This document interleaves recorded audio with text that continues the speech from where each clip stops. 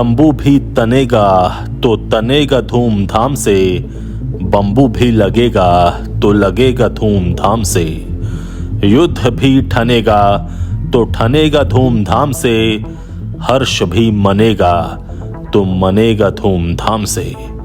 हिंदू जो करेगा वो करेगा धूमधाम से, राम जी का मंदिर बनेगा तो बनेगा धूमधाम से।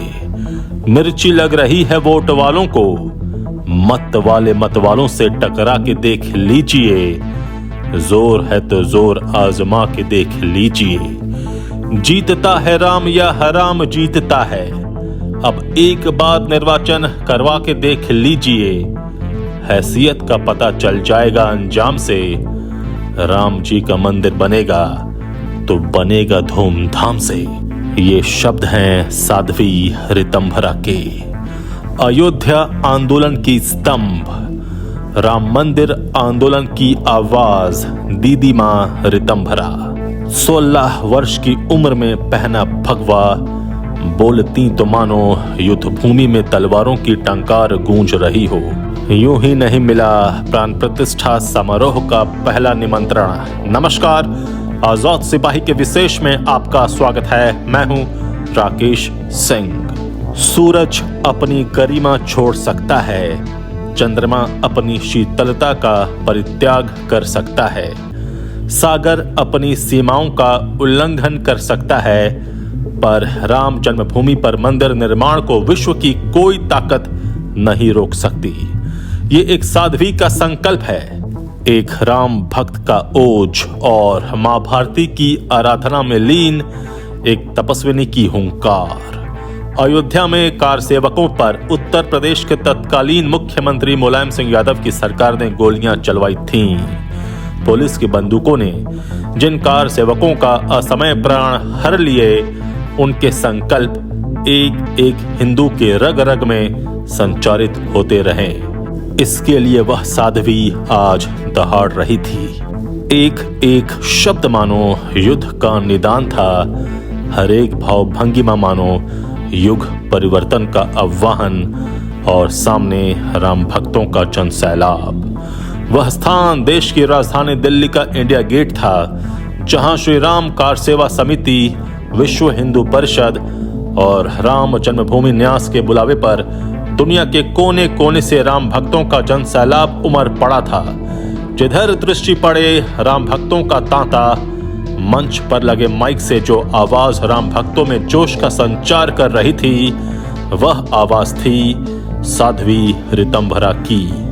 कैसे साध्वी ऋतंभरा ने राम मंदिर आंदोलन में जान फूंका और कैसे बनी इस आंदोलन की बुलंद आवाज, बता रहे हैं आजाद सिपाही के विशेष संवाददाता राकेश सिंह। पंजाब के लुधियाना स्थित दोराहा में जन्मी निशा ने महज 16 वर्ष की उम्र में भगवा चोला पहन लिया था। हरिद्वार के गुरु परमानंद गिरी ने उन्हें साध्वी जीवन का नया नाम दिया ऋतंभरा। आज भी साध्वी ऋतंभरा की वाणी में ऐसा ओज है कि वह सुनने वालों में एक गजब सी कशिश पैदा कर देती है। तब ऋतंभरा युवावस्था में थीं, वह बोलती तो ऐसा लगता मानो युद्ध भूमि में तलवारों की टंकार गूंज रही हो। उनके एक एक शब्द संकल्पों की सिद्धि को प्रेरित करता और राम भक्तों में नए जज्बे का संचार कर देता। वह बेबाक थीं, कोई डर नहीं, कोई संशय नहीं, इसलिए दिल की बात बेझिझक उनकी जुबान पर आ जाती। दिल्ली की ही उस रैली में साध्वी ऋतंभरा ने मुलायम सिंह यादव को कातिल और हिजड़ा जैसे शब्दों से नवाजा, तो राम मंदिर का विरोध करने वालों को कुत्ता तक कहा। ये रामद्रोही नेताओं के प्राण इनकी कुर्सी में रहते हैं, इनकी कुर्सी छीन लो, ये अपने आप कुत्ते की मौत मर जाएंगे। साध्वी ऋतंभरा एक राम भक्त से अपनी बातचीत का जिक्र करते हुए कहती हैं, मैंने उससे कहा, तुम एक हिजड़े को मारने के लिए गोली बर्बाद करोगे? दरअसल कार सेवकों की हत्या से दुखी उस राम भक्त के पास में बंदूक रखने की इच्छा साध्वी ऋतंभरा के सामने जताई थी, जिस पर साध्वी ने उसे समझाते हुए कहा कि राम के विरोधी नेताओं पर गोलियां चलाने की जरूरत नहीं है, उन्हें कुर्सी से हटा दो। वह मंच से कहती हैं, ये रामद्रोही नेताओं के प्राण इनकी कुर्सी में रहते हैं, इनकी कुर्सी छीन लो, ये अपने आप कुत्ते की मौत मर जाएंगे। इनको मारने के लिए किसी बम बारूद गोली की जरूरत नहीं है। इसी बेबाकी से साध्वी ऋतंभरा मंच से आवाज देती तो राम भक्तों का संकल्प और गहरा हो जाता। उनकी कविताएं देश प्रेमियों के दिलों को बखूबी सिंचित करती। साध्वी ऋतंभरा कहा करती हैं, हिंदू हो या मुसलमान, जिसको इस देश से प्यार नहीं है तो फिर उसको इस देश में रहने का कोई अधिकार नहीं है। तंबू भी तनेगा तो तनेगा धूमधाम से, बंबू भी लगेगा तो लगेगा धूमधाम से, युद्ध भी ठनेगा तो ठनेगा धूमधाम से, हर्ष भी मनेगा तो मनेगा धूमधाम से। हिंदू जो करेगा वो करेगा धूमधाम से, राम जी का मंदिर बनेगा तो बनेगा धूमधाम से। मिर्ची लग रही है वोट वालों को, मत वाले मत वालों से टकरा के देख लीजिए, जोर है तो जोर आजमा के देख लीजिए। जीतता है राम या हराम जीतता है, अब एक बार निर्वाचन करवा के देख लीजिए, हैसियत का पता चल जाएगा अंजाम से, राम जी का मंदिर बनेगा तो बनेगा धूमधाम से। दरअसल 1980 के दशक में विश्व हिंदू परिषद ने अयोध्या में राम जन्मभूमि पर राम मंदिर के निर्माण का आंदोलन छेड़ा तो इससे देश भर के साधु संत जुड़ने लगे। एक ओजस्वी वक्ता के रूप में साध्वी ऋतंभरा राम मंदिर आंदोलन का प्रमुख चेहरा बन गईं। इससे पहले साध्वी ऋतंभरा ने राष्ट्रीय स्वयंसेवक आरएसएस की महिला संगठन राष्ट्रीय सेविका समिति से भी जुड़ी थीं, लेकिन वीएचपी के कार्यक्रमों के जरिए उन्होंने हिंदू जागृति अभियान की कमान संभाल ली। 1990 में जब अयोध्या आंदोलन ने जोर पकड़ लिया तो साध्वी ऋतंभरा घर घर जाने लगी। 6 दिसंबर 1992 को बाबरी मस्जिद का ढांचा गिराया गया तो वह अयोध्या में ही थीं। इसलिए लिब्राहन आयोग ने बाबरी विध्वंस के लिए जिन 68 आरोपियों की सूची बनाई उसमें साध्वी ऋतंभरा का भी नाम था। आयोग ने अपनी जांच रिपोर्ट में लिखा कि साध्वी ऋतंभरा ने तीखे भाषणों के जरिए मस्जिद विध्वंस का माहौल बनाया था। अयोध्या में राम जन्मभूमि से बाबरी मस्जिद का ढांचा गिराए जाने के 3 साल ही हुए थे कि मध्य प्रदेश में साध्वी ऋतंभरा को गिरफ्तार कर लिया गया। तब एमपी में कांग्रेस की सरकार थी और मुख्यमंत्री थे दिग्विजय सिंह। साध्वी ऋतंभरा ने इंदौर की एक जनसभा में ईसाई मिशनरियों की तरफ से हिंदुओं का धर्म परिवर्तन कराए जाने पर अपनी चिंता जाहिर की। तब सीएम दिग्विजय सिंह के आदेश पर मध्य प्रदेश की पुलिस ने साध्वी ऋतंभरा को भड़काऊ भाषण देने के आरोप में गिरफ्तार कर जेल भेज दिया। हाईकोर्ट से जमानत मिलने के बाद साध्वी ऋतंभरा 11 दिन बाद जेल से निकल पाई। उसके बाद वह धीरे धीरे थोड़ा गुप्त रहने लगी।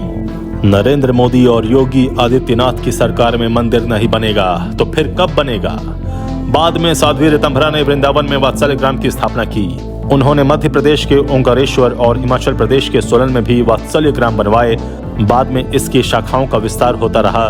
वात्सल्य ग्राम के बच्चे उन्हें दीदी माँ कहकर पुकारते हैं। दीदी माँ को पुस्तकें पढ़ने का शौक है। उन्हें दीदी माँ के वृंदावन स्थित वात्सल्य ग्राम में देश का पहला बालिका सैनिक स्कूल भी खुला है। साध्वी ऋतंभरा के प्रवचन आज भी लोगों को प्रभावित करते हैं। उनके प्रवचनों को पसंद करने वालों की संख्या करोड़ों में है। साध्वी ऋतंभरा राम कथा करती हैं और श्रीमद् भागवत कथा भी। वह आज भी बेधड़क बेहिचक अपने मन की बात कहती हैं। 2014 में नरेंद्र मोदी की सरकार बनी तो मीडिया ने साध्वी ऋतंभरा का विचार जानना चाहा। एक टीवी इंटरव्यू में साध्वी ऋतंभरा ने बिना लाग लपेट कह डाला, राम रहेंगे टाट में, भक्त रहेंगे ठाट से। ऐसा नहीं होना चाहिए। नरेंद्र मोदी और योगी आदित्यनाथ की सरकार में मंदिर नहीं बनेगा तो कब बनेगा? यह वही साध्वी ऋतंभरा थीं जिन्होंने महज 15 वर्ष पहले यानी 2014 से पहले 14 अप्रैल 2008 को नरेंद्र मोदी को राष्ट्रनायक बताया था। अहमदाबाद के टैगोर हॉल में साध्वी ऋतंभरा ने कहा था, मैं आज गुजरात के लोकनायक की पुस्तक के लोकार्पण कार्यक्रम में नहीं आई हूँ। मैं राष्ट्रनायक के रूप में नरेंद्र भाई मोदी को देखती हूँ। वह अवसर था गुजरात के तत्कालीन मुख्यमंत्री नरेंद्र मोदी की लिखी पुस्तक ज्योतिपुंज के लोकार्पण का। 5 अगस्त 2019 को राम मंदिर के भूमि पूजन के लिए अयोध्या पहुंचे उस राष्ट्रनायक नरेंद्र मोदी ने रामलला को दंडवत प्रणाम किया तो साध्वी ऋतंभरा गदगद हो रही थीं। आज वह हर इंटरव्यू में उस दृश्य का बखान करती हैं और कहती हैं, यह एकजुट हिंदुओं के दृढ़ संकल्प का परिणाम है। रामलला की प्राण प्रतिष्ठा के कार्यक्रम का पहला निमंत्रण पत्र साध्वी ऋतंभरा को ही मिला। आजाद सिपाही के विशेष में अभी इतना ही। आप हमारे इस YouTube चैनल को जरूर सब्सक्राइब करें और भी अधिक खबरों के लिए पढ़ते रहिए अपना लोकप्रिय दैनिक अखबार आजाद सिपाही। धन्यवाद।